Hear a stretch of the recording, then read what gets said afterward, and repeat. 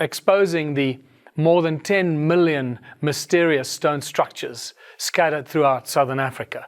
And that is clearly a very large number of stone structures and a very definite indication that we're dealing with a vanished civilization that we know very little about. The big question is, what happened to them? And why are so few of these structures visible today? These are two examples of what are referred to as the Sumerian Kings Lists. A number of these Kings Lists have been found. These two of particular interest because they were found at different places at different times, and yet they contain exactly the same information. The larger one obviously contains more information than the smaller one, but yet they contain the core of the information is the same. And they basically tell us about a long period of time that spans more than 220,000 years and cites a number of kings, the same kings by name and by region, that ruled the world. It also tells us that these kings were appointed by the gods in a statement that says that kingship was lowered to earth from heaven, or after kingship descended from heaven. And so we realize that this is most likely the beginning of the royal bloodlines on planet Earth.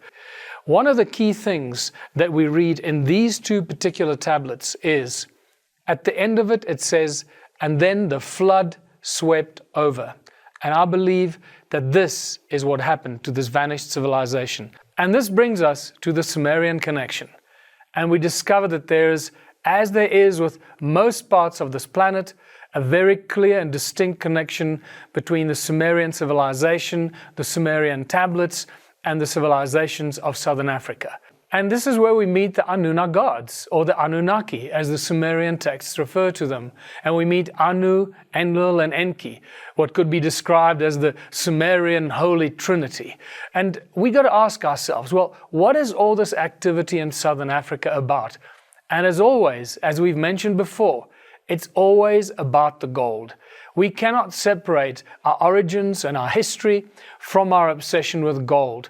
But I have to point out at this point that whenever the explorers from Europe, or should we call them the conquerors, not necessarily explorers, what they found was a huge amount of gold. All these ancient cultures seem to have a lot of gold, but they always told them that the gold doesn't belong to us. The gold belongs to the gods. And therefore, we realize that the Anunnaki were in charge of this vast gold mining empire on planet Earth, and the gold always belonged to them. So the ancient history of southern Africa is all about the gold, but there's a more recent history that we can explore as well. And so we move on to what we can call the golden surprise. Because what we'll find, and this is a very important thing for us to digest, the Anunnaki were not interested in the shiny, metallic form of gold. This is where our obsession comes from. But the Anunnaki and the gods were interested in the white powder of gold, or the monoatomic form of gold. There are over 600 African mythologies that talk about the sky gods coming down to earth and doing a variety of things. The Zulu African tradition is a specifically interesting one because it comes from southern Africa. And they refer to the sky gods as the abalongu, who came down from the sky. And what did these abalongu do? They created the humans. To do what? To be the slaves in the gold mines for the Anunnaki, for the gods. So let's turn to some more examples of more recent gold mining activity, because we cannot escape this thing of mining gold in southern Africa. In the late 1400s, I mentioned already that the Portuguese came around the Cape of Good Hope, or the Cape of Storms, and they come on shore and they meet the native people and they find many stone ruins. And some of them are spectacular, like this image here of Great Zimbabwe, where the walls are 6 meters wide and 10 meters high. Clearly a very strong fortress for ancient cultures and ancient civilizations. When they asked the local people, whose land is this? They were told that this is the Terra dos Macomates. This is, in Portuguese, it means the land of the Macomati people. Well, we got to ask ourselves, who are the Macomati people? And the Makamati people are Dravidian gold miners that go back thousands of years, mining gold, trading with gold, and doing business between southern Africa and southern India. The Dravidians come from the southern part of India and Sri Lanka, and they are well known for their activities and trading with gold for thousands of years. From 700 AD, we have amazing stories from the island of Zanzibar, how Zanzibar was already doing business with the port of Sofala, doing business in gold, trading in gold. Well, where's the port of Sofala? If you don't know where Zanzibar is right between, it's a little island which is also has the terrible history of slavery, where slaves were exported from Africa into the rest of the world. But Zanzibar was a trading post with the port of Sofala. Now, the port of Sofala is further down south on the coast of Mozambique, and it's a well-known port that did a lot of trade into the rest of the world. I didn't realize how important this part of southern Africa was. The Phoenicians did trade there, and pretty much all of the known world was trading with southern Africa from the port of Sofala. In the 11th century, Ahmed al-Biruni describes the prosperous gold exports from the port of Sofala. And so we move on. And the gold was apparently a month journey inland from the port of Sofala. A month trekking inland, where do you get to? You get to Masvingo in Zimbabwe. And that's where you find Great Zimbabwe ruins. And this is a spectacular bit of discovery. Great Zimbabwe, or the House of Stone.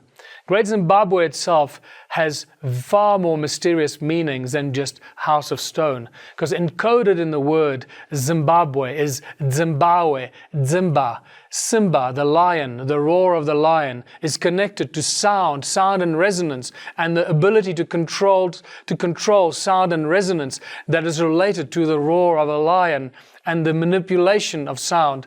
There's so much ancient mystery encoded in all of this stuff that it could keep us busy for the rest of our lives. When we get to Great Zimbabwe, we also meet the Monomotapa Kingdom, the great golden kings that were never defeated. And these were the ancient Southern African kings. And actually the Monomotapa Kingdom stretched right across Southern Africa into Central Africa and into Zambia and Kenya and Tanzania. And it was a huge kingdom that lasted for hundreds of years. And these were the guys that were providing the gold for the traders that came to the port of Sofala. It's fascinating that the Monomotapa Kingdom is also connected further southwest of Great Zimbabwe.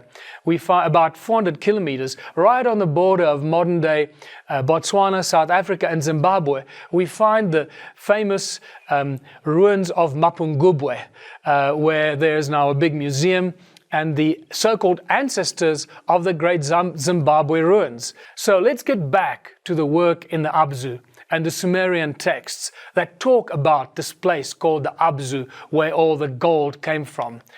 There's some spectacular Sumerian translations that we get from Zechariah Sitchin. Now remember, he did not know about any of this when he was writing this stuff down. So what we're doing here is providing the physical evidence for much of his work. This translation is absolutely staggering. It says, in the Abzu, Enki plans was conceiving where to build his house, where for heroes dwellings to prepare, where the bowels of the earth to enter, to mine the gold. Now, is there a ruin or an ancient stone structure that could possibly be seen as Enki's home or Enki's abode? And I suggest that Great Zimbabwe is exactly that place. Since Enki was the founder of this vast gold mining empire, and Great Zimbabwe is by far the most impressive of all the ancient ruins and structures in southern Africa, I suggest that maybe this is the mine manager's house, the big white house on the hill. But there's a lot more to be said about Great Zimbabwe that we may get to in this series. So this is what Enki's house would look like from the air. And you see that very quickly it resembles the millions of stone structures and the stone circles in southern Africa. Some of the most mysterious objects found at Great Zimbabwe were discovered and described by Theodore Bent in the late 1800s and very early 1900s. And these were the mysterious stone birds that can be linked to gold mining in Egypt and gold mining activity by the Anunnaki in southern Africa. These stone birds are fascinating. They are very basic shapes. They're known as birds on pedestals, and some of the most basic ones is just an elongated stone that's got a wing carved into it, and then a little eye at the top of the stone. And normally the stone has got a rounded side that suggests that it's the head of the bird looking up at the sky with a bird, the wing underneath, like in this particular image on the right-hand side. That's a very good example of that. I found many similar bird-shaped stones in the stone ruins of southern Africa, which makes me think that the Zimbabwe birds are a much later version of these very basic bird-like shapes, which is a broad base and a narrow head and a neck that leads up to the head that looks up for protection from the gods in the sky. And suddenly these birds become giant monoliths and giant standing stones that have been carved out into the shapes of birds in a much larger fashion than just smaller statues. Here is a translation once again that we find in Sitchin's work, referring to this gold mining activity and the creation of Adam and Adamu in southern Africa. Let us create a lulu, a primitive worker, the hardship work to take over. Let the being the toil of the Anunnaki carry on his back. And it continues, where they decide to create the Adam, or the first being, as a slave. A primitive worker shall be created. Our command will he understand. Our tools he will handle.